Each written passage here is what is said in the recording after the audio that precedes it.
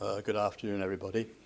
This is the first occasion that we've been all together as a council since we had the sad loss of our compatriot Joy Robson, and therefore I'm going to ask you all to stand for a minute's silence in her memory.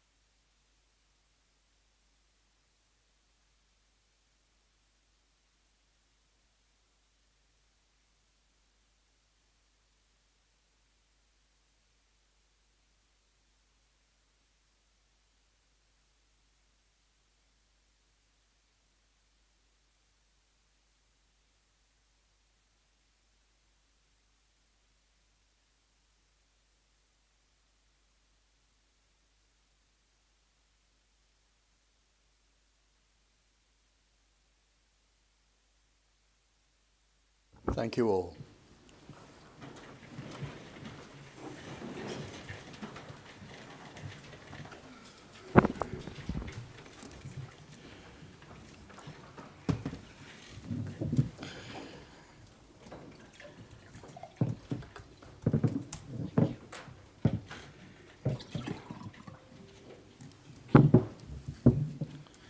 The first item on the agenda this afternoon are apologies for absence. Councillor Strong.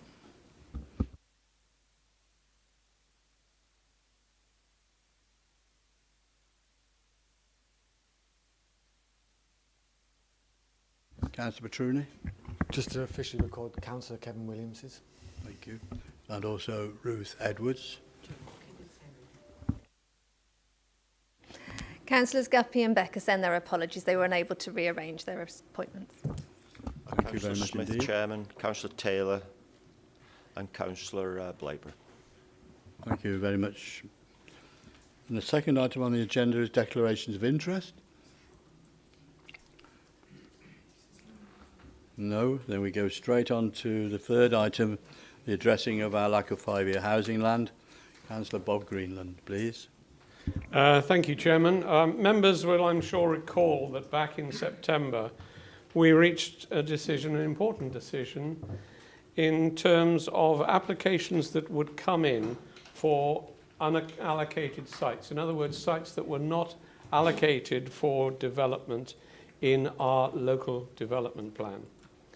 We debated that for some time, and we came to the conclusion that for whatever reason we were short of housing in Monmouthshire, and in particular we were short of affordable housing.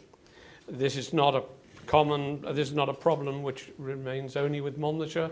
It's a common problem, but I think that it is particularly relevant in Monmouthshire.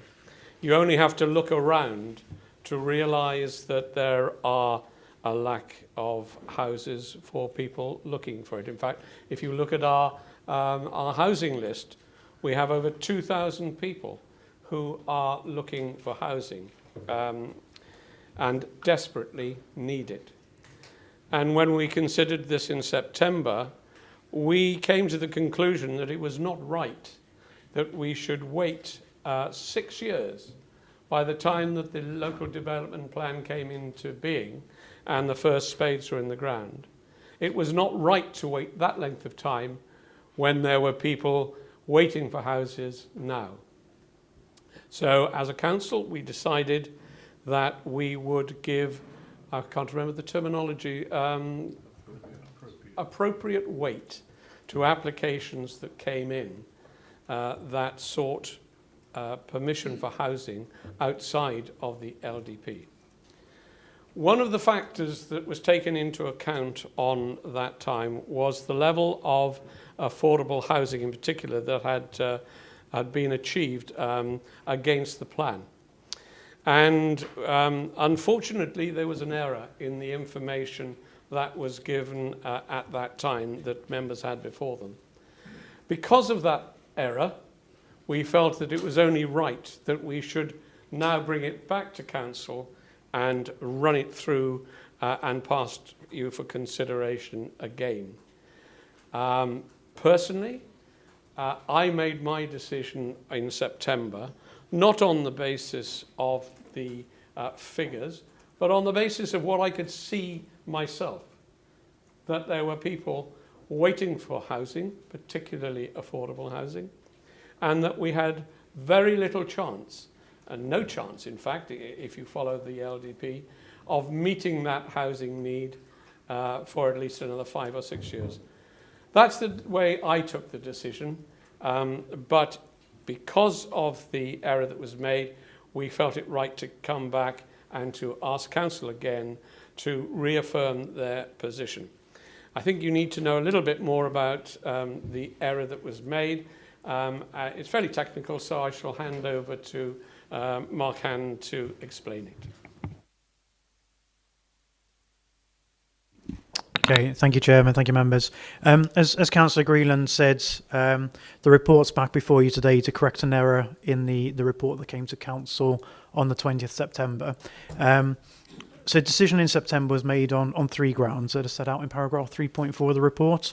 The first one relates to our housing land supply shortfall. We have a 3.9-year housing land supply calculated as per the Welsh Government policy. That's correct. That's completely unchanged. The second issue we talked about at the time was the economic, demographic, affordability, social challenges facing the county, and again, they're unchanged. But the third one related to how housing delivery compares with the LDP targets. And what was reported to you incorrectly, and my apologies for the error, was that we were 961 dwellings short of the LDP target, of which 337 are affordable dwellings. So in the report, paragraph 6.4 and 6.5 set out the corrected data and how that's come about. But briefly, in terms of the 961 dwelling total, what I'd done was I'd worked out all of the LDP allocations against the delivery trajectories, which are now in appendices 4 and 5 of the report before you now. What's been pointed out to us since September is that what we should have done was look at the LDP housing requirement in policy S2, which is 4,500 dwellings, rather than the 4,957 that I'd measured against. So the correct shortfall against the LDP housing requirement is 504. And it sets out in the report why the recommendation to members is that's still a problem. That's 11% of our housing need requirements, and recent build rates, 2 years worth of house building that we're behind. The other figure was the 337 affordable homes. That was calculated by looking at everything that's allocated in the LDP and what the policy compliant affordable housing provision would be. So either 25%, 35% or 60%, which gave us a total of 1,225 units. So the difference was a 337. Again, what's been pointed out since September was that was incorrect in that policy S4 of the LDP specifically says the affordable housing target is 960 affordable homes. So using that figure would give you a shortfall of 72. You'll see the figure in the report is actually a shortfall of 38, and that's because on re-examining all of this, having had that error identified to us, we also found another 34 affordable houses that have been built in Caldecott, and that's set out in paragraph 6.5. But very briefly, a development given permission in 2009, the developer started but then abandoned the site, and Pobble, one of the registered social landlords, took the site on and completed it as 100% affordable housing. So we've got the same total number of homes built, but 34 extra affordable homes that weren't recorded properly in our database. So that's the corrected data. As I mentioned, apologies for that error. It certainly wasn't intentional, but it's only right that it's brought back to you with that corrected data. So what we're seeking to do is understand Council's decision on the same topic, but in the light of that corrected information. There's other bits of information in the report that Councillor Greenland's alluded to around our affordable housing challenge and house prices and the like. and what's changed since the LDP was first drawn up and adopted. If I may, Chair, there's a couple of other issues I just draw to members' attention. The recommendation in the report, as you'll see, is that we maintain the stance of giving unallocated sites appropriate weights and consider them against 11 ground rules. So what that means is, rather than having an in-principle objection to such development, provided they meet those 11 ground rules, then we'd look at them favourably. And those ground rules are set out at paragraph 6.25 of the report. There's a couple of changes within those ground rules that I'll mention explicitly to you now. So ground rule number 5 has been amended very slightly to include reference to the sustainable transport hierarchy that's introduced and strengthened in Planning Policy Wales 10, which is National Planning Policy. So that's just an additional explicit reference to that. Ground rule number 7, there's a reference added in to additional development in Raglan as well as Llanfoist. Footnote 27 sets out the context of that, but that's because at this moment in time we have a committee resolution that approves 111 dwellings in Raglan. That's been called in, but until we have a decision on that, we need to work on the basis that's going ahead. And the view taken by Planning Committee at the time, as per officer recommendation, was there shouldn't be additional development outside of the next LDP above and beyond those 111. Hence the reference is added in to Ground Rule 7. If for any reason that position changes or the application's refused at call-in, then that position reference to Raglan will be reviewed accordingly. And then finally, a bit of a technicality, but a reference under Ground Rule number 10, not just to unilateral undertakings, but the alternative being a signed Section 106 agreement. And that was based on a bit of feedback from a colleague in the legal section about when we might need a Section 106 for legal reasons. But the thrust of that ground rule is completely unchanged. The other thing that we've done is review the recommendation against Planning Policy Wales 10, because that's changed since September. And an overview of that is contained in the appendices to the report. But as already set out, the recommendation remains as it was before, with those couple of changes that I mentioned. So, Chair, I think that probably clarifies the issues that are changed. As I mentioned, apologies that there was the error in the reports, but it's only right that it's brought back to you with the corrected data for you to make a fresh decision on the information as it now stands. Thank you. Thank you, Mark. Before I take any questions, our legal officer wishes to make a point to you all. Please listen carefully. Thank you, Chair. It's just the nature of this agenda item is not only going to impact, well, the decision is not only going to impact on future planning committee decisions, but will also impact on two decisions that have already been made, specifically Church Road in Caldicot and Monmouth Road in Raglan.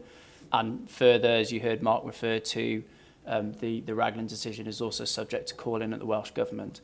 To that end, I thought it was appropriate that I inform the forum here today that I sent an email to members of the Planning Committee just a couple of hours ago. Just the essence of that email was to advise that the nature of this discussion is best served kept at the strategic level of what it is that's being addressed today, rather than getting sucked into the specific detail of planning applications that are either have already been decided or are pending in the future. The purpose of that is essentially, and it's advice, but it's just to protect members from any allegations of any sort of predetermination in decision-making processes in the future. So it is advice, but Chair, it's a matter for you in terms of the conversation that happens now, but I would avoid any reference to specific applications. Thank you, Matt. Councillor Greenland. Yeah, I was going to add a couple of points, but Mark has more than adequately covered the points I was going to have made. So all I need to do is to formally propose the recommendation in 2-1. Thank you. Second. Is that seconded? Thank you. Councillor Petruni. Yes, thank you, Chairman. A mark of a good officer is to, in my book, indeed of a person, is to admit their mistakes and correct it. That takes responsibility and bravery, and I want to thank the officer for doing that and for meeting the Labour group to discuss through it in thorough detail. We appreciate the honesty. We stand fully behind the recommendations. You know my long-standing position, or our long-standing position on this, we need more affordable homes now rather than later. We fully back this report. Thank you, Councillor. Councillor Penny-Jones, please. Thank you, Chair. I don't really know if I should be going ahead with this question, but I'm sure you will tell me if I can't after the recommendation. But in light of the report, Mark, and thank you for that, will the Planning Committee now be given the opportunity to reconsider the amended report on the site for 111 houses in Raglan? And can the Planning Committee formally request that the Welsh Government and Planning Inspectorate will hold their call-in inquiry in abeyance until they've reconsidered its position? No? Mark, can you answer that, Mark? Mark, if you don't want to, you don't have to. Yeah, Chair. In terms of site specifics, I'll avoid delving into to too much of that detail. But the applications will be presented back for Planning Committee to consider, notwithstanding or within the context of the call-in for the Raglan scheme. So that would be needed, whatever the decision is this afternoon, either to update them on the corrected data and make sure that decision is made, or update on a corrected position or a new position on unallocated sites. Councillor Feakins. Thank you, Chair. Strategically, nothing has changed. We're desperately short of affordable housing still. Whether it's 961 units or 504 units, strategically nothing has changed. I've got friends who are desperately short and cannot get into any form of housing at all and are having to move away from the area. Strategically, nothing has changed from what we're discussing today to what we discussed and approved a very short while ago. For that reason, I think we should move to accept. Councillor Giles Howard. Thank you, Chairman.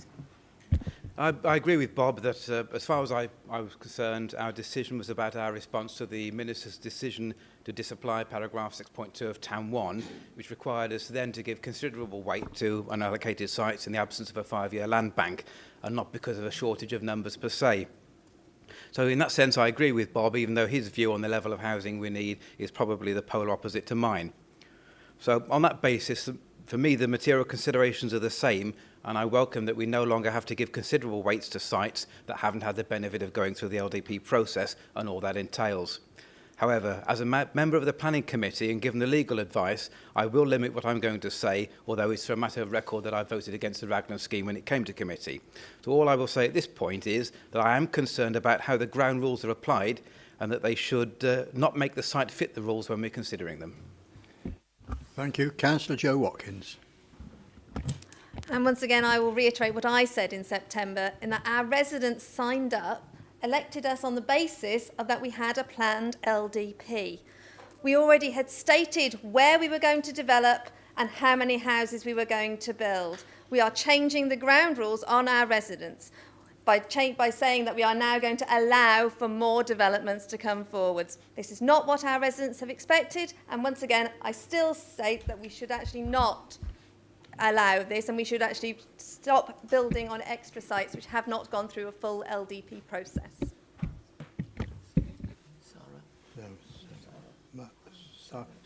Councillor Sarah Jones. Thank you, Chair. Yeah, for me, this is today obviously a matter of principle. It's about the context of the huge challenges that we face as an authority. The housing land supply shortfall and those social, demographic and economic challenges facing our communities are still unchanged. They still need to be addressed. I presented just over a fortnight ago the local housing market assessment, and that very much painted a stark picture. And what we're trying to do here is proactively address those challenges that we face. That in itself takes courage and, of course, will be in face of some criticism, but that courage needs to be taken forward. I think, we have a responsibility here to help develop sustainable communities and to support all our residents to help live and work in the county. So we do need to see more housing, sensitively constructed, more affordable housing which provides opportunities for all. And I think the 11 ground rules within the document ensure that we can do that with that element of control. So, as it's probably apparent, I fully support the recommendation. We have that corporate plan, we have a responsibility, and I don't think we can go forward with that do-nothing mindset. It's not going to enable us to have growth or to have the opportunity for all in our county. And in my mind, that in itself puts us in a very precarious position. If we as a council opt to do nothing, then we run the risk of falling further behind and seeing decisions being put, speculative applications being put in, which are then won on appeal, which takes the decision out of our control entirely. So the decision was right in September, and in my mind, it's definitely the right approach now. Waiting for the new local development plan to be adopted and the lead-in time then for those sites to come forward is going to mean that the challenges that we've got are not going to be addressed. So it's absolutely paramount that we take this preventative action, and I fully support the recommendation in the paper. Thank you. Councillor Simon Howarth. Good afternoon, Chairman. As a member who was here in 2012 who adopted the last LDP, and I know we went through some vigorous discussions in Caldecott Leisure Centre there, and I'm not going to go back on that because I think we were there all night. There were many, many sites within Monmouthshire which were submitted for that LDP, and many, many were refused and turned away. We all knew that we needed to hit a quota, and we knew the Welsh Government would come on us.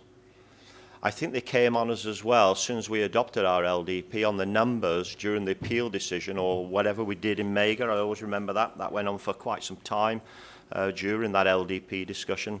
I think they actually put a lot more on us because we didn't deliver within the last LDP, whatever you want to call it, UDP or whatever. I think they put quite a lot on us. The one criticism I will have, and I'll make sure the Cabinet member is well aware of this because he was during that discussion, was the overall delivery of the 65% affordable homes within that allocation. I fought vigorously hard. I thought it was too high, that the 65%. So you ended up with a 45%, whereas on the other basis, 35%. On the other basis, we went on 50%. And different percentages. I was totally against that. So I am still against that. That didn't help us. We thought that our key sites shouldn't deliver as many affordable homes as what our other sites were going to deliver. That was totally wrong. I'd just like to ask Mark, how have we gone on with the exception sites now? I'm totally blind here, but within our policy, we have an exception site policy which will give us affordable homes on certain sites if they tick all the criteria. How has that gone within the last 7 years, let's say? Is that been deliverable? Because that gives people an opportunity to actually put a site over which probably wouldn't even make the criteria for an LDP site. Have we delivered on any of them within the last 7 or 8 years? Because that is important as well for affordable homes. I do agree that we need to alter this because if we don't, we're just going to get more on us and more on us and more on us. We won't be here in another 20, 30 years' time when our generations below us will be wanting to stay or live or work in Monmouthshire. So we need to alter this, but we need to, as members, vigorously challenge the next LDP process, making sure that we get things right, because I believe we didn't in the last one. Thank you. Yeah, thank you, Chair. There's different policy areas based on viability evidence within the LDP. So the south of the county, the sites are 25% affordable. The rest of the county, including Chepstow, is 35%. But then there are rural sites, which are 60% affordable. I think the policy that the Councillor Howard's asking about is for rural exception sites is actually where you can deliver in a rural area outside of the LDP, but it's 100% affordable. And I think I'm right in saying we've had none of those at all come forward since plan adoption. But the difficulty in delivering a site that's 100% affordable housing is part of the reason why the council took the innovative policy approach of having 60% sites, which are between 5 and 15 homes in the main villages. In terms of the extent to which that policy's worked, I understand the concerns that Councillor Howard's got, and that will be something that's reviewed as part of the new LDP process. In this context, the recommendation is that in main villages there's no additional sites. The 60% doesn't change, but the two main villages without an allocated site, which are St Arvan's and Llandogo, there is potential scope for a small 60% affordable site to come forward in those locations. But that wider policy will be looked at as part of the new LDP, Chair. Thank you. Councillor Almond-Watts, please. Chair, I mean, obviously, you know, I've been consistent on this, you know, saying that we do need homes. If we're going to future-proof, you know, Monmouthshire from 10, 15, 20 years, we need to have a sustainable kind of community to support services in the future, to raise revenue, so on and so forth. I know we all get that. But we wouldn't be in this position if the last local development plan had not failed so badly.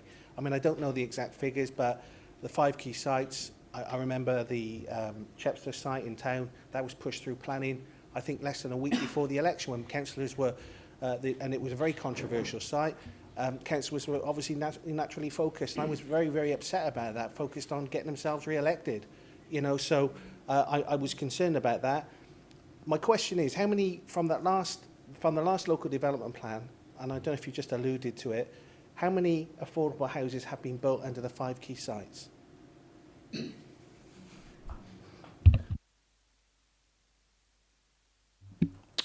Bear with me a moment, Chair. I wouldn't be able to answer in terms of the 5 key sites specifically now. I'd have to come back to you with an email response, that's okay. But in appendix... Hey, Chair, if I can suggest then to council, it was nil. Nada, none. Oh. Yeah. No, I'm just saying. No, which... That's helpful, Chair.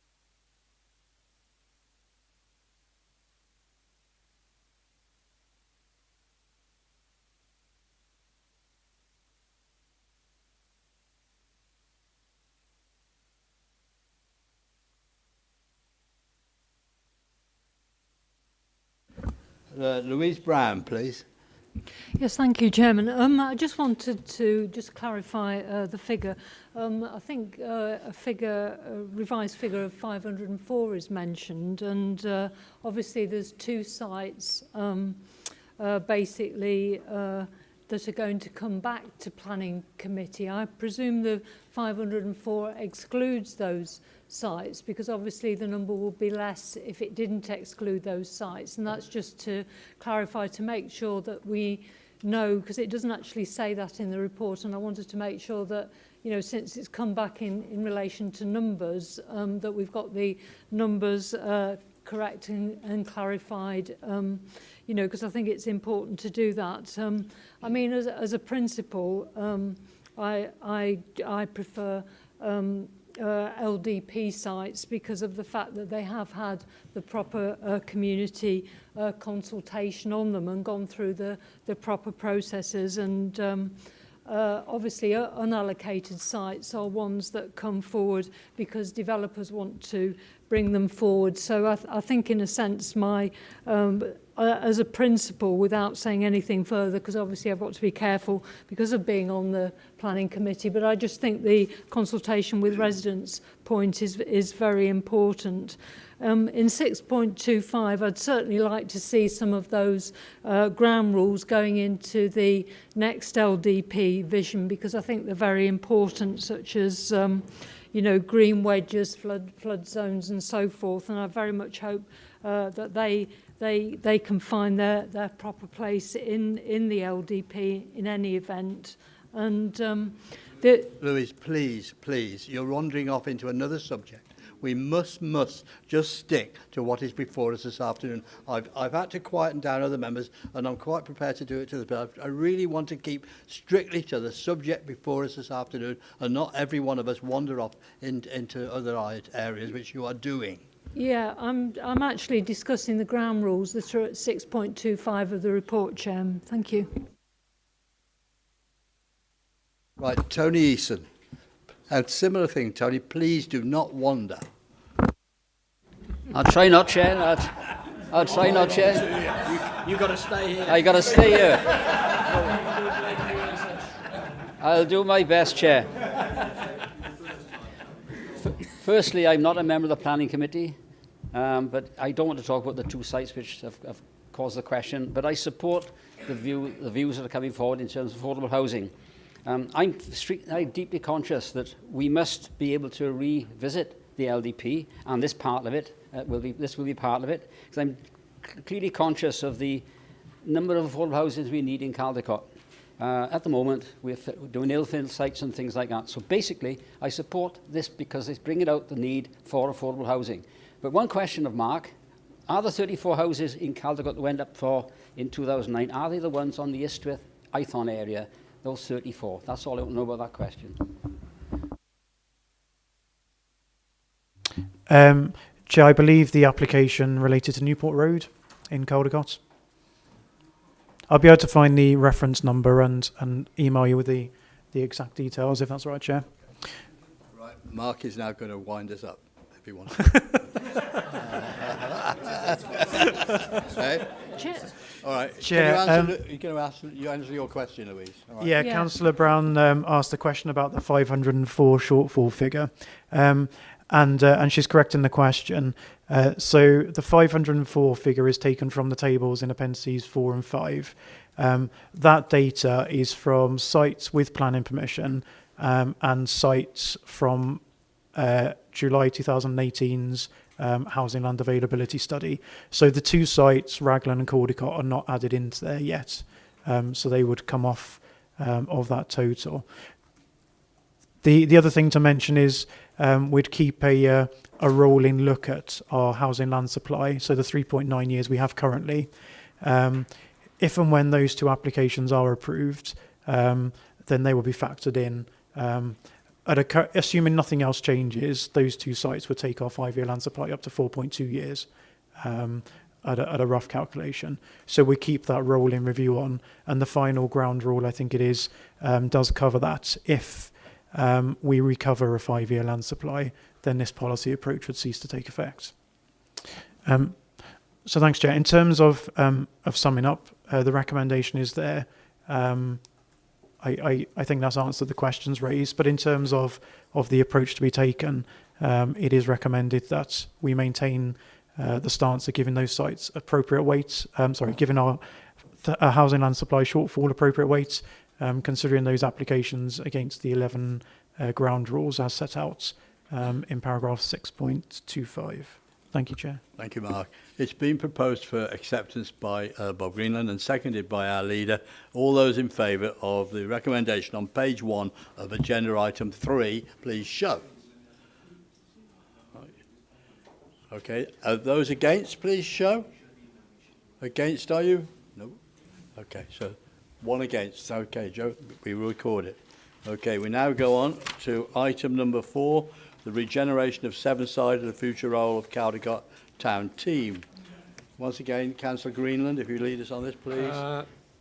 Thank you, Chair. I will start this, and then I'll hand it over to my colleague, who will, Sarah, who will fill you in on other aspects of it as well.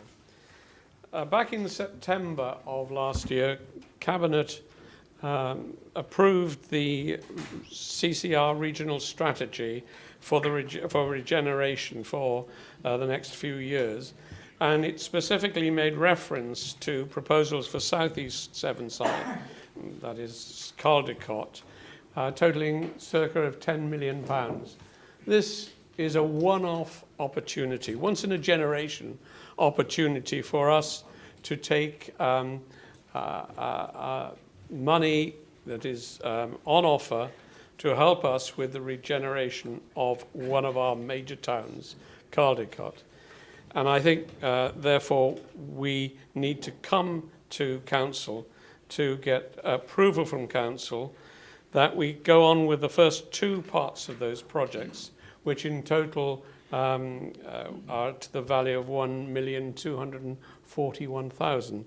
They are detailed in your report, and Sarah might wish to say something about them.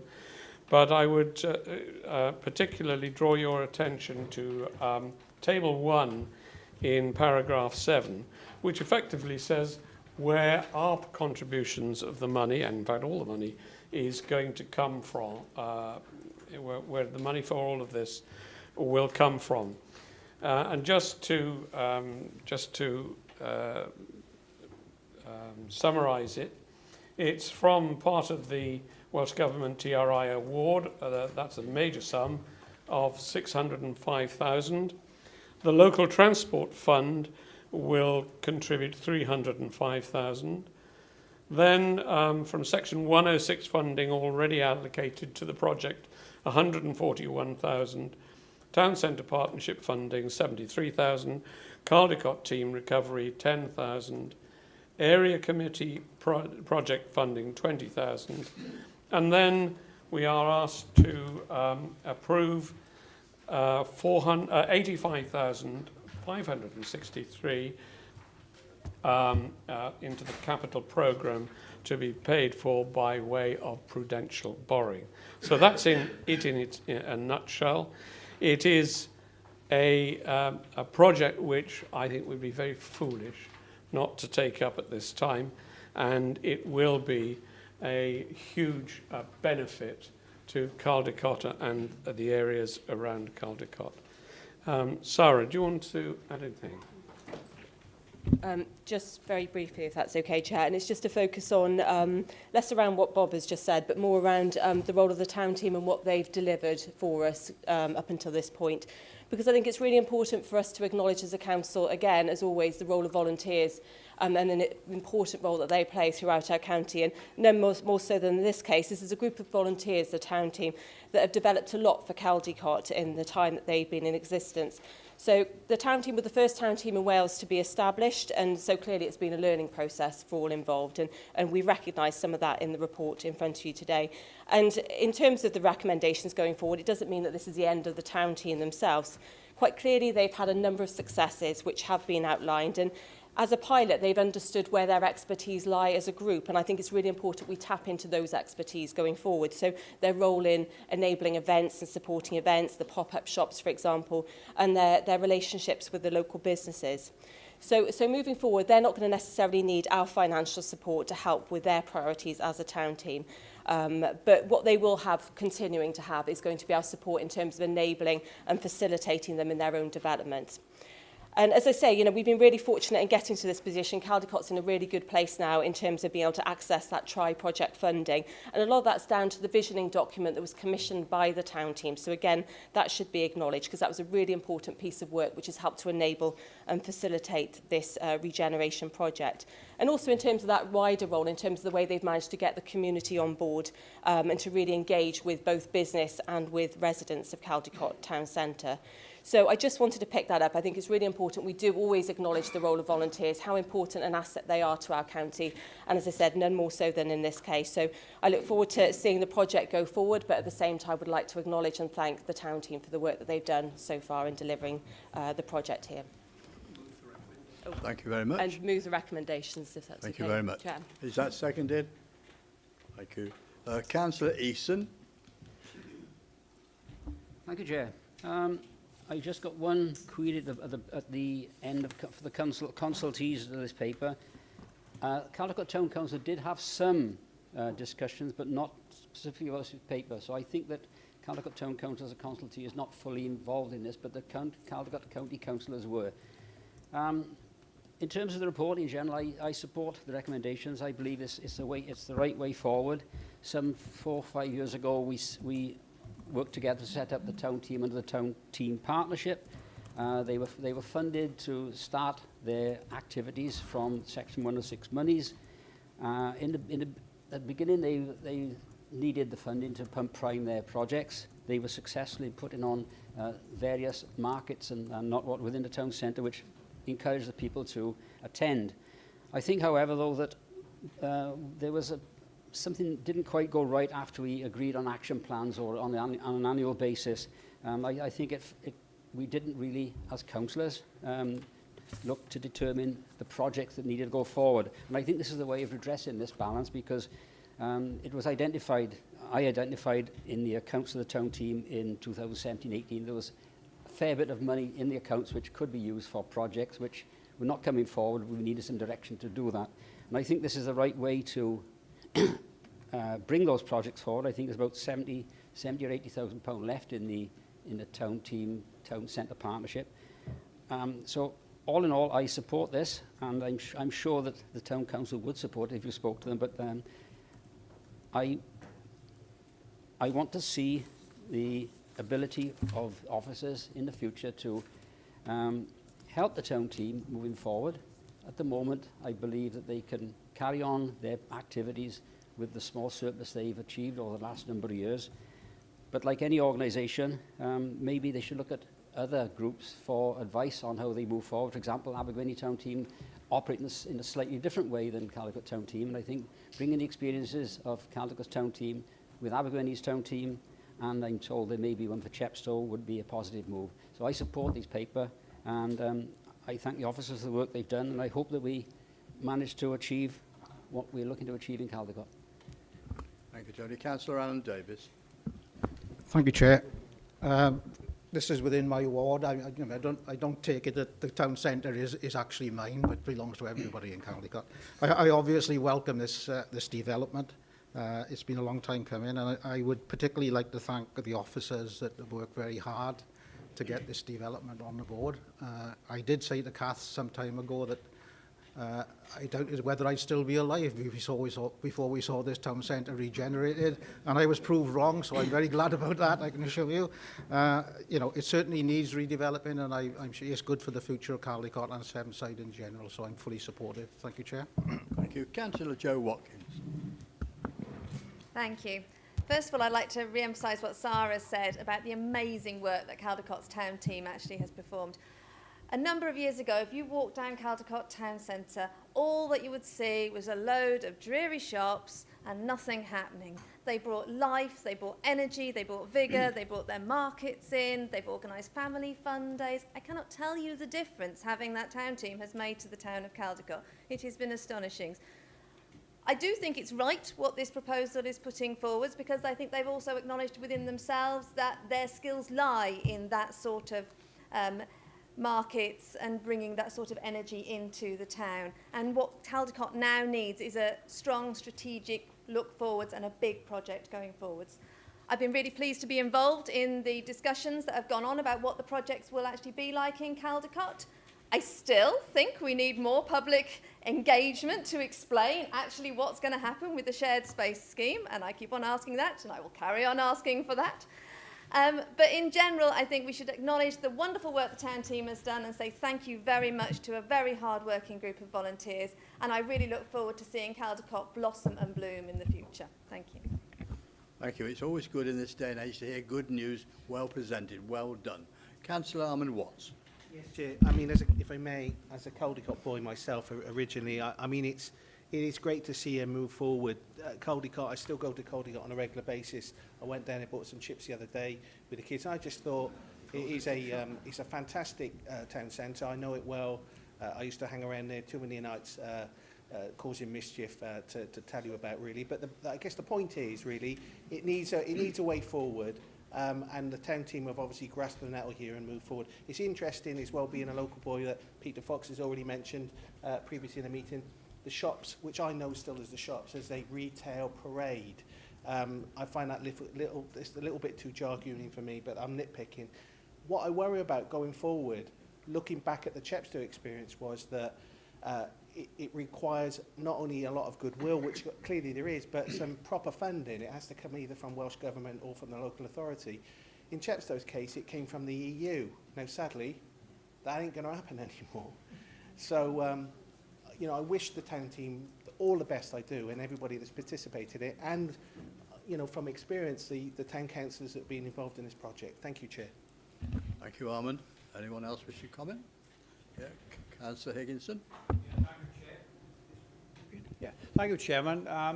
I fortunately, or whatever, I was a member of Monmouthshire District and then Borough Council that agreed and indeed undertook the modernisation of Caldicot Town Centre, and that's some 25 years ago, just over, when the decisions were made. And we had the new cross there as well, which enhanced the cross area of Caligott. And yeah, I mean, I'm on the town most days, and traders and some of the residents alike. So, you know, they're making comments, you know, it needs a bit of a reboot, if I put it that way. And for what's happened and what the proposals are now, I think they need to be supported fully, and it'll do Caligott the world of good, and enhance its reputation, in fact. Thank you, Chairman. Thank you, Jim. Councillor Fox. Yes, thanks very much. I don't want to repeat too much that's been said. First of all, absolutely, as everybody here will welcome the regeneration of Caldecott. We've already sort of started that process some while ago, as you know, with a new superstore in our midst there, and some of the public realm work that's gone on, but clearly there's a bigger piece of work to do, and I thank officers for the way they've taken that forward to date, and you know, the pieces of the puzzle are now falling in line to enable us to really repurpose the town centre and make it so much better than it currently is. It's a lovely community around Caldecott, and it deserves the infrastructure upgrade and the opportunity which will come from around the works that we can plan now going forward.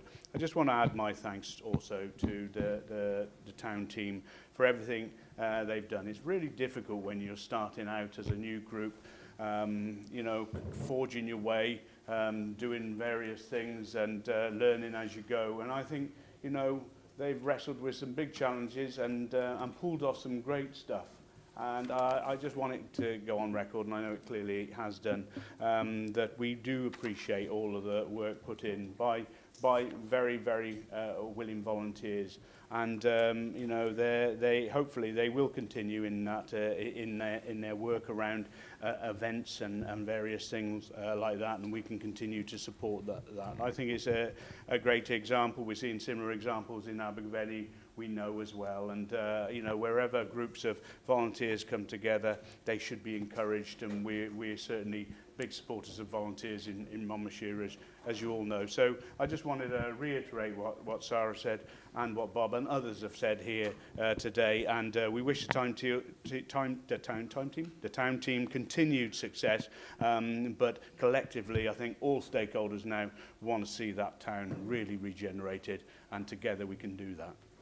Thank you very much. It's been moved and seconded. With all those in favour of the recommendation on page 41, please show. Jolly good. Anybody against? Well done. We go on to item 5 now, which is on page 109, if you're on hard copy. Now this is the corporate plan objectives for this next year. This over to you, Councillor Fox. Yeah, thank you, Chairman. Members will recall that last year we approved our corporate plan. The plan restated the Council's long-standing purpose of building sustainable and resilient communities, and set 5 priority goals, which included a number of programmes, 22 in number, of work that we are committed to delivering between now and 2022. A year into the plan, and the goals and commitments identified continue to be our focus. Each year the Council is required to set improvement objectives. This is a requirement in legislation under the Local Government Measure 2009. The report today recommends Council adopts the goals contained in the corporate plan, which you can find in Appendix 1, as the Council's improvement objectives for 2019-20. Meeting this requirement by setting a single set of clear objectives will help provide clarity of focus for staff, for us and the public on what the Council is striving to achieve, and will help ensure these are delivered as efficiently and effectively as possible. Members will continue to receive updates on the progress of the corporate plan. I think we had an update back in November or December, and we'll continue to have those. The last update was update was in December, and scrutiny is planned around planned for the summer, with an annual report being presented to Council later on this autumn. So today, Mr. Chairman, it's not about us trying to analyse all of the objectives again. It's just to, well, I suppose, people can do that, but it's to reaffirm those objectives which are aligned at Appendix 1 and adopt those for the coming year. Thank you, Peter. Councillor Batruni. I hate to disappoint Peter Fox, as he knows, but I will be analysing some of the objectives. The first one is an amendment, if I may, Chair, on Corporate Plan Goal C, Item 13, keep council rural roads and areas safe. We were just wondering why urban areas have been excluded from that. Is it just rural areas we want to keep safe on those roads? Or should we include urban areas? And we feel the word urban should be included in that as well, given that many of the Labour councillors cover urban wards. The other query is on Corporate Plan Goal D, number 16. This is the nitpicker in me. Social justice, better prosperity, and reducing inequality. I just want to be clear, what kind of inequality are we talking about? Are we just generically all types of inequality? Are we talking about income inequality? If so, what kind of measures are we talking about? That just feels too flippant thing to say without any kind of detail in that. You know, there's all types of inequality. It's not very clear from that what this council's priorities are in terms of what type of inequality, in terms of social justice. And another query on Corporate Plan Goals A, number 1, the council invests in future schools, no problem with that. I presume it's talking about 21st century schools.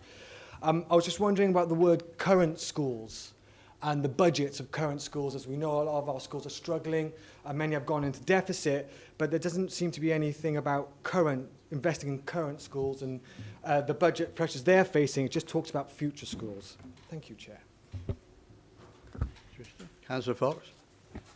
Thank you, Armand. I love you too. Correction, I'm Dimitri. Okay, yeah. I'll have a stab at a couple of those, but I'm sure colleagues may want to perhaps add to them. I'll work down the list, not perhaps as you did it, but in order of the objectives. So, yeah, the council invests in future schools.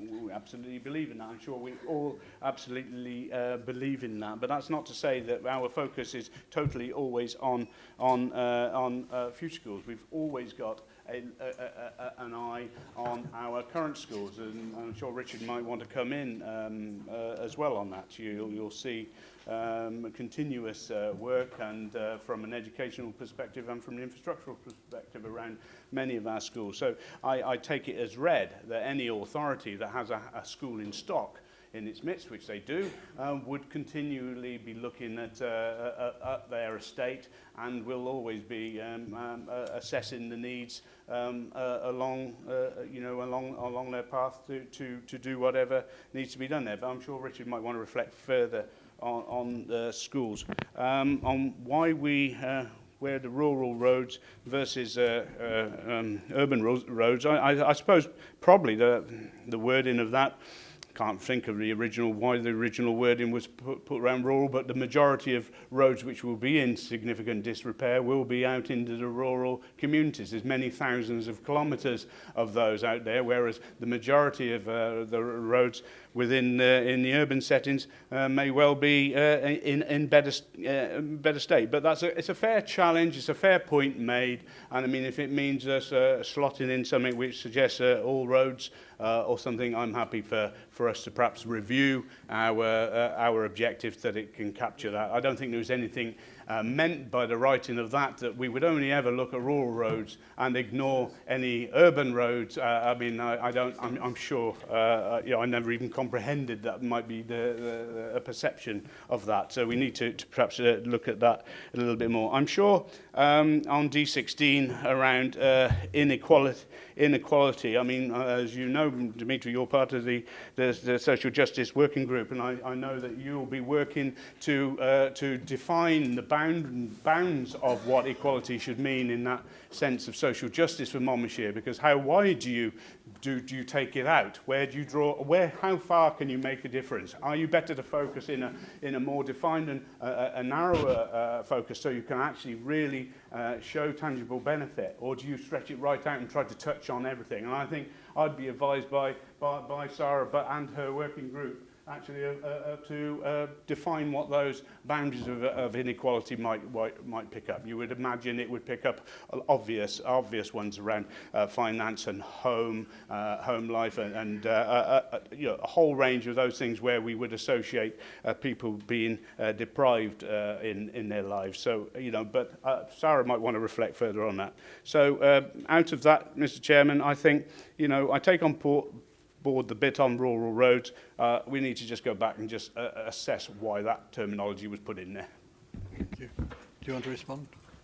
It was just to say on 13, it doesn't say resurfacing, it keeps roads and areas safe. It doesn't talk about resurfacing. So that is what, so it's not saying about disrepair. And I think we should keep all roads safe. And that was my point on that. On 16, I want to explain, I am on that working group, but there's a huge debate within that working group what inequality means. And I think actually the council and the cabinet should take a stronger line on what it should mean, in my view, whether I disagree with it or agree with it, because there were members in that group who believed it should focus on specific things and maybe not on race, which concerns me greatly, or indeed religion, which concerned me even more greatly. So I think the cabinet should take a stronger line on this personally, and that's why I raise it in the corporate plan. I take your point on one that it has read, but it should still say current in my view, but happy to. But on 13, I would really appreciate if we could change it, at least put urban or all roads. Thank you. Councillor Richard John. Thank you very much, Chairman. You'll appreciate that this authority has hundreds of things that we deliver.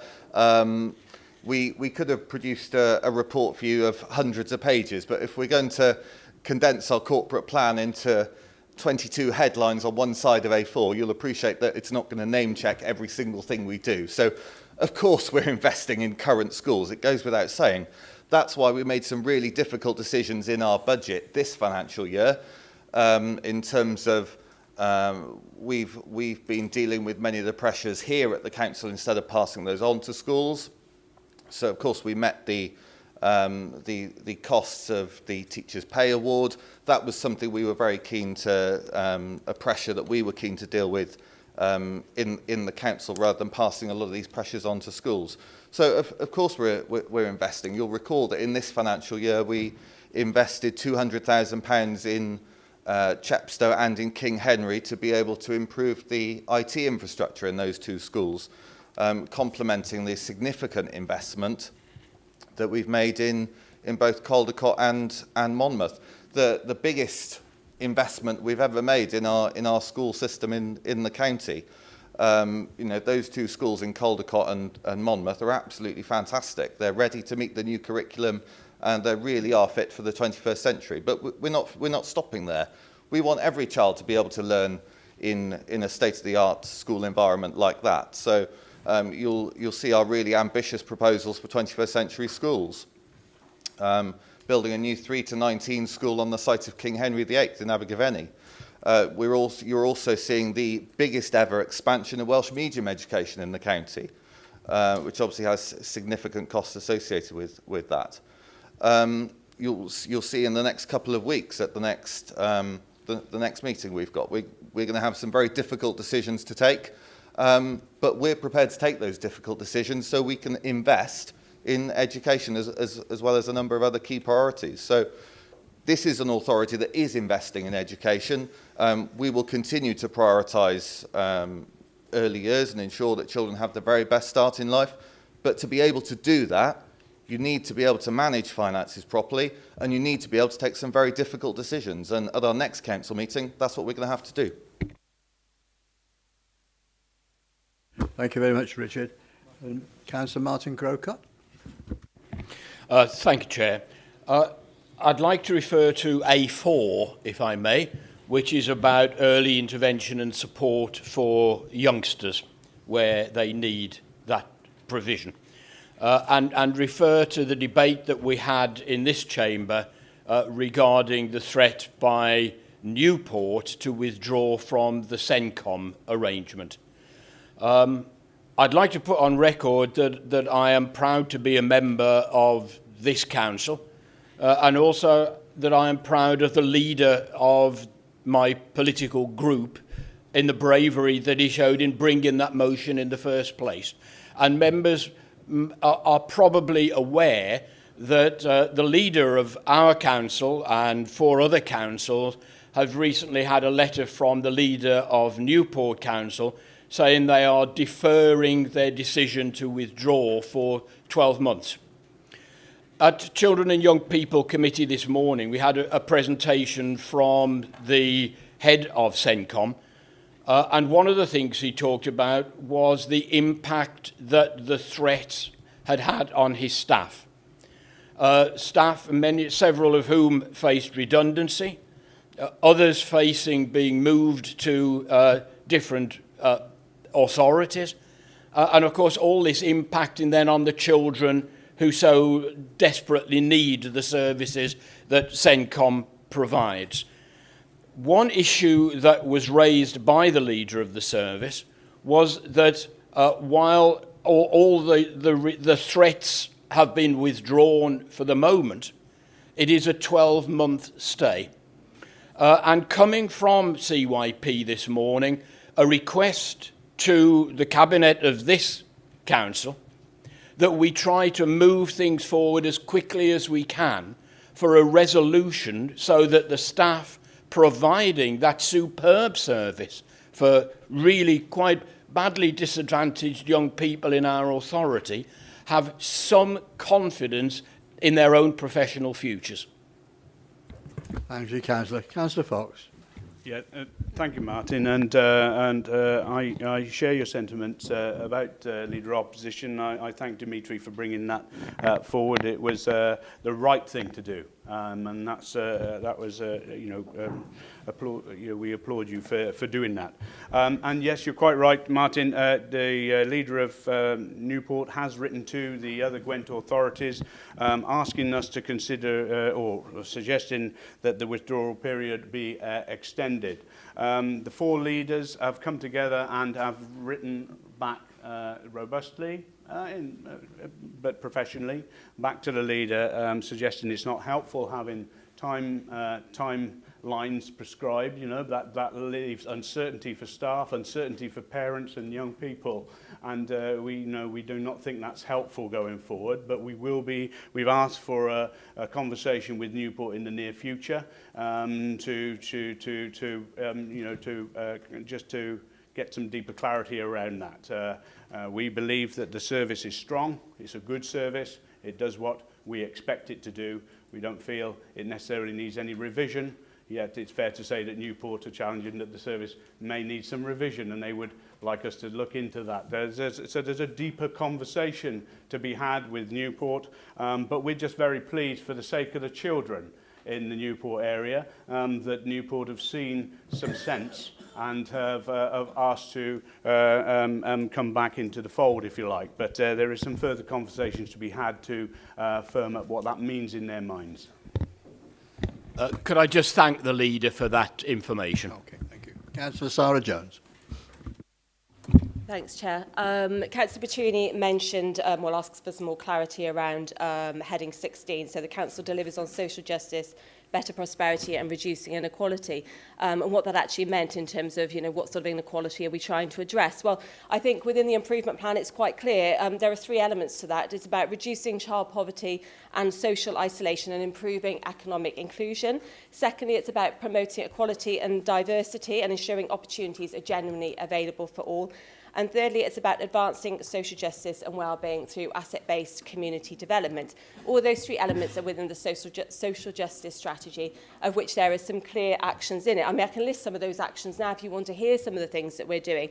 I'll give you an example around early help panel, for example, and the amount of investment and development that's being made with that in terms of the preventative and early intervention agenda. The NEETS agenda, the 11 to 24-year-olds, the work that Hannah and her team are doing there around prevention and ensuring our young people are being given the best opportunity in terms of work and training. And also in terms of the work that Nikki Needle, that you'll fully be aware of, because we had a presentation from Nikki at the last Social Justice Advisory Group, the most significant change in terms of the elements of work that we're doing around isolated communities and bringing those wider communities together. In terms of the second point around promoting equality and diversity, what are we doing there? And also in terms of ensuring that opportunities are available for all. You'll know again from the Social Justice Advisory Group that we're looking at gender pay, for example. That's another piece of important work that we're looking at developing up. Also, the work that we're doing to repurpose the inclusion group to address some of the issues around inclusion and diversity. And also, you'll be aware of the FEDIP group, for example, that are developing an anti-poverty strategy, again, which will have clear, measurable outcomes within that, and which help to support that objective. And finally, I mentioned the third area of inclusion and equality, advancing social justice through asset-based community development. I'm really excited about a piece of work that's coming forward from the Community and Partnership Development team. You'll have more information about that over coming weeks.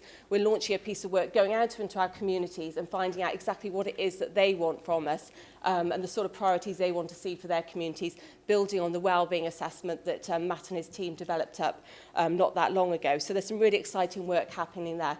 It's a big agenda. It's quite difficult to quantify and measure, but I think there's some clear, tangible outcomes that are happening. And as you'll be aware, that's being progressed and reported back to the Social Justice Advisory Group, and there'll be a report back to Council in April.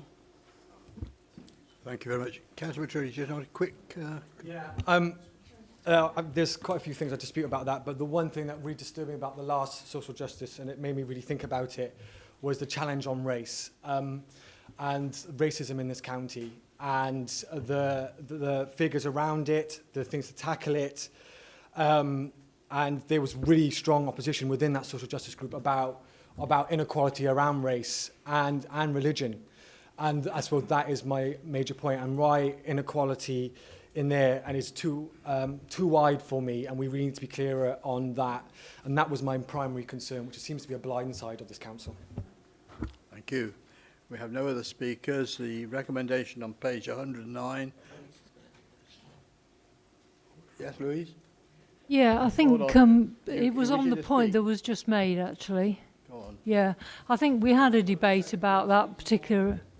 We had a debate about that particular issue, but it's a wide-ranging debate, and I think it's better to be dealt with under the Social Justice Strategy Group. That's all I'm going to say. Thank you.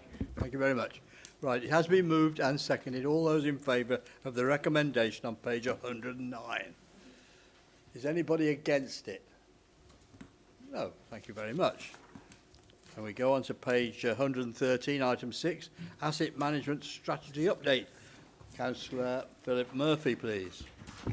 Thank you, Chair. And the purpose of this report, as you can see, is to explore the definition of commercial investments and obtain approval, if we can, to supplement the traditional bricks and mortar acquisitions with consideration of other prudent and sensible investment types. So the recommendation is to approve a widened definition of commercial investment that allows the investment committee to consider opportunities that meet the return expectations and not simply limited them to land and building acquisitions.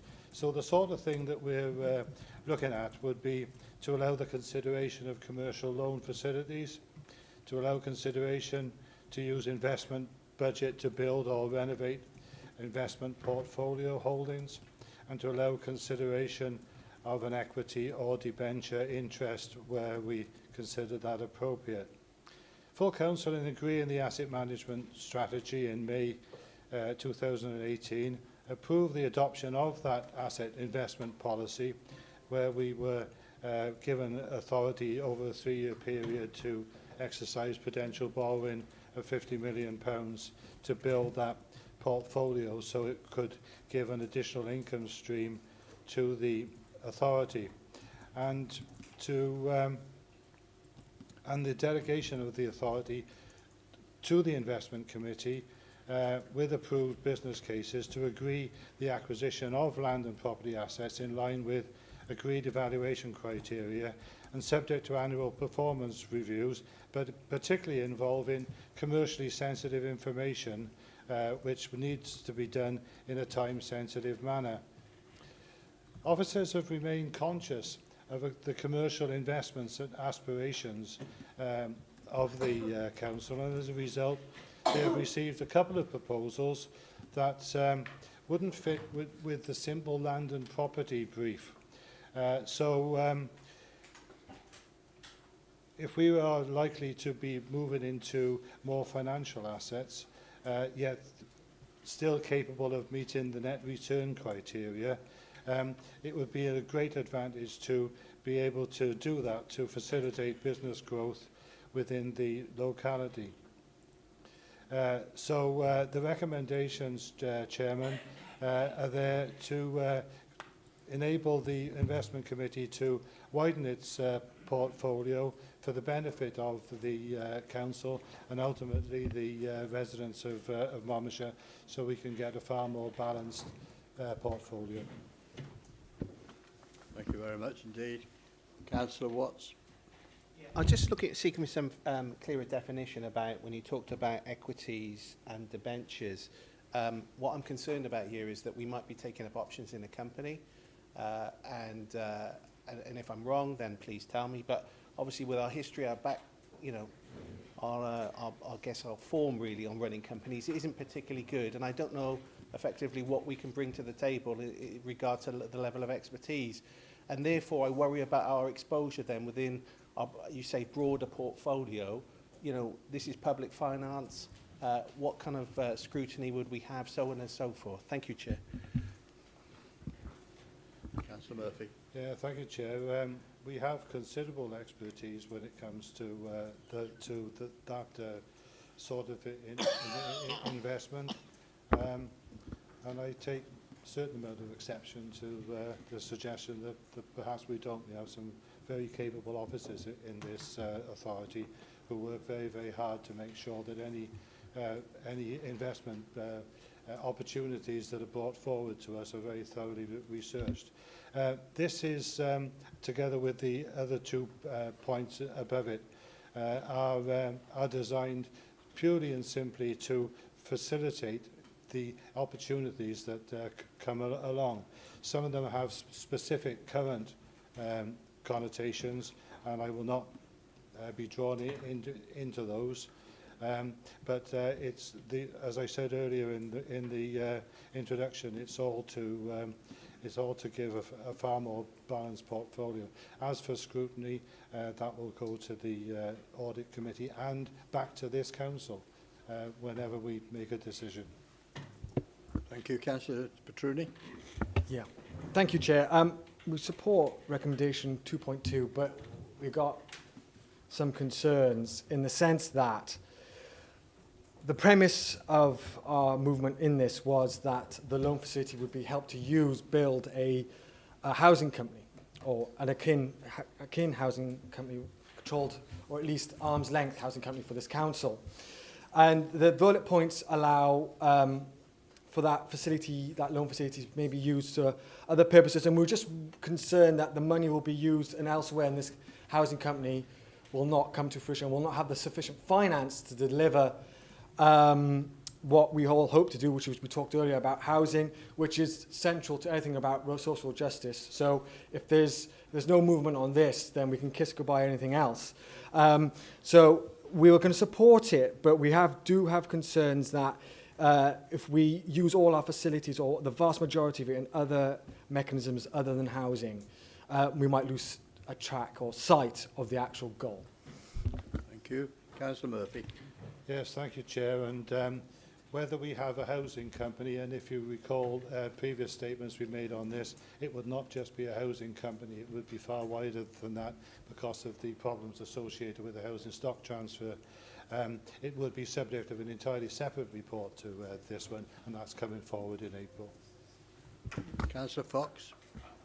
Phil just actually said it. Actually, I was just speaking to officers earlier. I preempted a question from Dimitri, perhaps along these lines. And just to reassure Dimitri that there is ongoing work. Officers have been meeting with other similar councils on exactly this, to obviously in readiness for that report, which will be coming in April as suggested. So hopefully we can get some traction on this after that meeting. Thank you. There are no other questions. It's been moved and seconded for the recommendations on page 113. All those in favour, please show. Is anybody against? Nope. Sorry, item 7 on page 121, the capitalisation of revenue expenditure and addition of schemes. Councillor Murphy. Yes, thank you again, Chairman. And the recommendation here is to approve a capitalisation of revenue expenditure totaling some 444,000, which was described in the month 7 financial monitoring, which was shared with Cabinet and all 4 select committees, and is in fact shown below in the resourcing section. Also to endorse the additional capital spending in relation to highways maintenance, 150,000, and classroom creation of 30,000. And to endorse the balance of the extra funding, 716,000, to be utilised to provide further capitalisation opportunities to assist with a beneficial outturn position and allow extra capacity to replenish reserve levels. So what this is about is that the Council has recently received confirmation that we've received from Welsh Government an extra 1.34 million to be utilised within 2018-19. So that's given us the capacity to carry out these particular schemes that we want to do. And the revenue forecast explained that the outturn prediction included an assumption to use that 444,000 of this extra funding to capitalise expenditure that would meet the definitions of capital expenditure. In other words, either that it creates a tangible asset, significantly extends the useful life of an asset, significantly increases its value, or significantly enhances its use.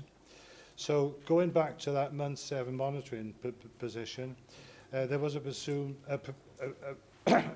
excuse me, it also presumed that balance of available funding would be used to assist in mitigating the potential overspend on the future schools tranche aid programme. However, the Council gets more benefit in funding such as borrowing over the economic useful life of those assets, and instead of better advantage in the year-end outturn to allow greater opportunity to replenish reserves. A bit of a mouthful, that one. So the report seeks to obtain full Council's endorsement of the financing assumption made in recent monitoring reports that was shared with members and gone into in detail at the scrutiny committees. Thank you, Phil. Councillor Petruni. Yeah, just for the record, Chair, we absolutely support all the recommendations and thank officially the Welsh Labour Government for the extra money it's given to Monmouthshire County Council. Should we Councillor Fox. Yeah, we thank UK Government for making sure there was enough money passed on to Wales Government to pass on. Just for clarity, so basically what this is saying for lay people, so this is replacing current revenue spending or potentially revenue spending with capital spending where those projects fit the criteria for capital spending instead of revenue. Is that right? So it's replacing revenue with capital, and that obviously is revenue then that we can use in other ways. Yeah, right. Thank you. Right. Okay. Nobody's indicated they want to speak. It's been moved and seconded. Are you all in favour of suspending this capital? Well done. Armand, are you in favour? Yes. Oh, just about. Well, you hadn't put your hand up. No.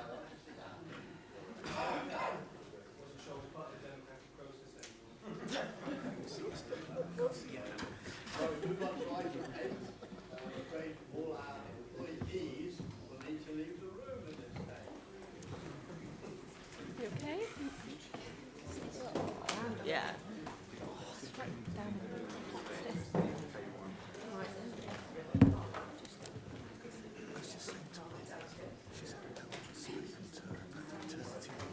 No one spoke to me about it. Yeah, you have 6 months. Yeah. Off paid. No one spoke to me.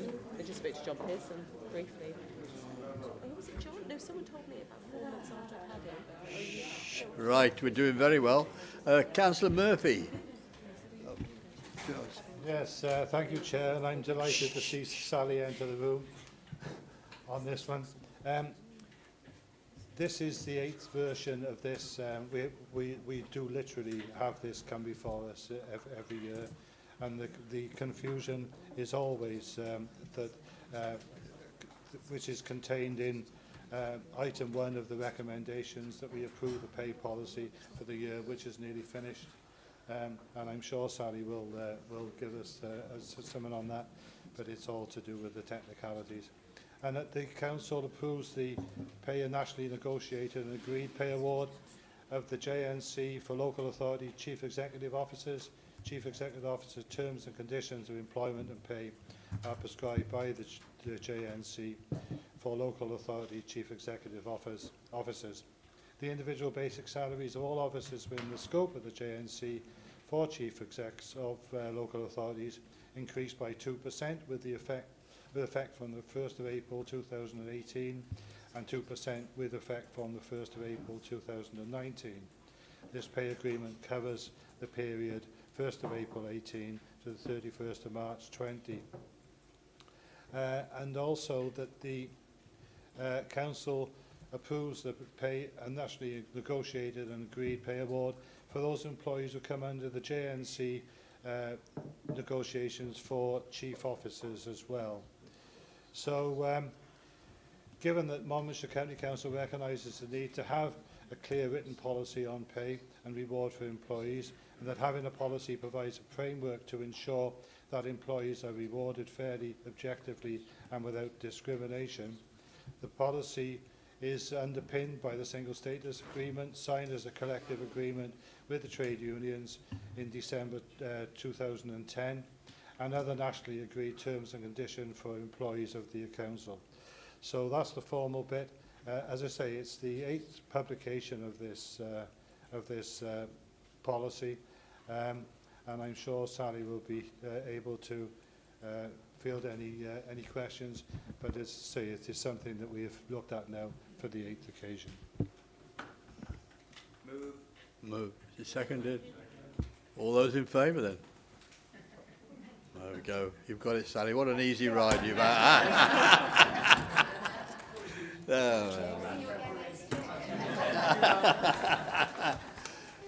You're welcome. Thank you for coming. That brings us to the formal end of the meeting at 23 minutes past 3.